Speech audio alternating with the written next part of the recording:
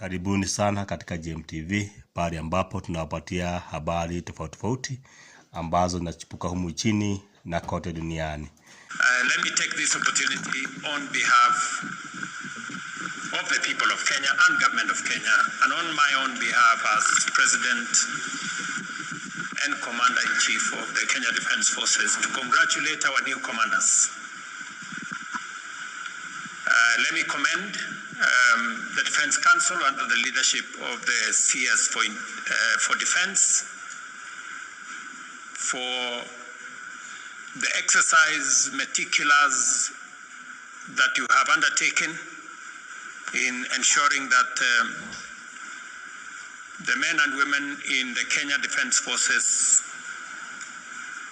progressively upgrade their skills and acquire new knowledge and expertise in the discharge of their responsibilities. And as a result, today, here in our midst, are men and women who have taken new responsibilities as senior officers of the Kenya Defence Forces. To all of you who today we have witnessed your promotion and investiture, I want to say congratulations to you all. Pongezi sana. This elevation and new responsibilities is as a result of your commitment to the service of this country in the Kenya Defence Forces. And is a recognition of your hard work, of your dedication, and of your exemplary service to the Kenya Defence Forces and to the Republic of Kenya. I have meticulously observed and with a lot of diligence looked at your career progression, and I am satisfied that the ranks you now occupy are merited by your service, your commitment, and your integrity.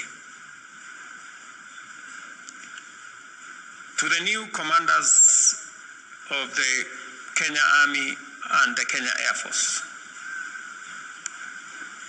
you now occupy positions of great responsibility. It is my expectation, and that of the people of Kenya, that you will discharge your responsibilities in the interest of our nation, for the benefits of millions of our citizens, and in ensuring the safety of our borders and the integrity of our boundaries. You join the other service commanders and the CDF and his vice as you provide leadership in our Kenya Defence Forces. I want to give you my assurance of my support and my assistance whenever you need as you discharge the heavy but noble responsibility and mandate of providing leadership for the thousands of men and women who will serve under you. The CDF and the Kenya Defence Force leadership, again, my very best wishes as you discharge your responsibilities of securing our nation and making sure that we have a stable and peaceful environment for the citizens of Kenya to be able to undertake their responsibilities, to undertake, to carry out their businesses, to make sure that they can go to work and to serve this nation in various capacities, and to ensure that our families, our children, our properties are safe.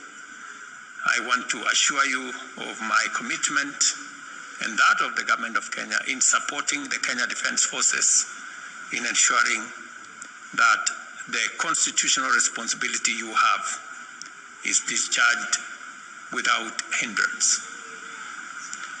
Again, let me take this opportunity to thank the KDF for their professionalism and integrity over the years of providing the security that we need and the stability that we need in our nation to be able to undertake nation-building responsibilities that is bestowed on our shoulders as the citizens of this country. The people of Kenya continue to look up to the Kenya Defence Forces to ensure that our borders are safe, our boundaries are intact, and to ensure that peace and security prevails in our country. Working with all the other security agencies, I want to commit that I am invested in making sure that we provide the equipment, the logistics, the human capital necessary for the Kenya Defence Forces to discharge and appropriate the responsibility and mandate that you have. We will continue to work together to ensure that the Kenya Defence Forces becomes the professional entity that it has always been known over the years. As I have told the leadership before, we must never compromise on the high standards that have been set by your predecessors, by tradition, and by history. And I believe that you have the requisite leadership to be able to preserve the place of the Kenya Defence Forces and the professionalism and integrity that have been witnessed over the years. You have my commitment, my support, and my prayers as you discharge your responsibility to the people of Kenya.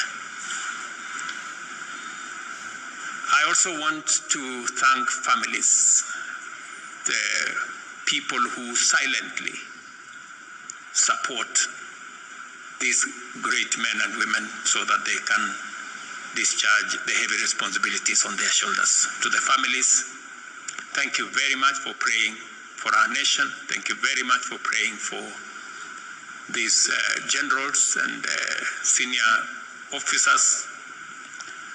Continue to make it easy for them to discharge their responsibilities. And we have agreed on how we are also going to make sure that the conditions under which they serve are in a way that the families will also will reduce the heavy responsibility and requirements on the families. So again, to the families, asanteni sana for playing a part in the distinguished service these men and women provide to the Kenya Defence Forces and to Kenya. So thank you very much. I look forward to greater interaction as we go into the future. Asanteni sana kwa kusikiza GMTV na kufuatilia GMTV, na tunasema asanti kwa kuendelea nasi, na sema asanti kwa kusubscribe. Endeleeni kuwatch video zetu. Asanteni sana.